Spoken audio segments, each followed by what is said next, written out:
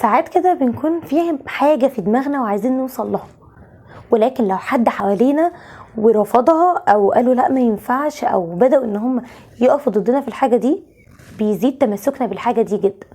علشان كده في مقولة بتقول الممنوع مرغوب. هو يعني ايه الممنوع مرغوب؟ وليه الممنوع مرغوب؟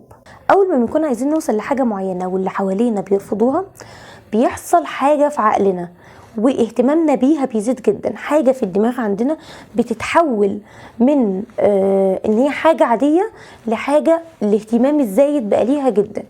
علشان كده بنفضل مصممين قوي قوي قوي. حتى هتلاحظوا ان الحاجة اللي بنعملها في السر بتبقى ليها متعة وحب اكتر. الحاجة اللي وبيبقى عندنا شغف كبير للحاجة دي. طيب بمجرد ما بنوصل للحاجة او نعملها بقى غصب عنهم او باجبار منهم بقى ان انا هعمل الحاجة دي، الموضوع بيبقى عادي جدا. ايه ده؟ هو ده الحاجة اللي انا كنت عايزاها؟ هي دي اللي انا كنت بتحدى العالم كله عشان الحاجة دي؟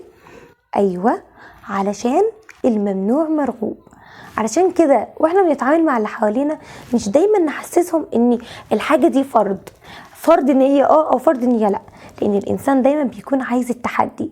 فبنبدأ اننا نتحدى بعض، ولا الحاجة دي انا هوصل لها، الحاجة دي انا عايزاها.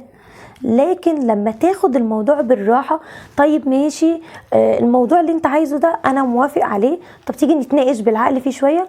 هتلاقي الصراع اللي في الدماغ، الصراع اللي في عقلنا اللي بيخلينا اننا مصممين والتحدي نوصل له بدأ يهدى خالص، ونبدأ نفكر بعقلانية.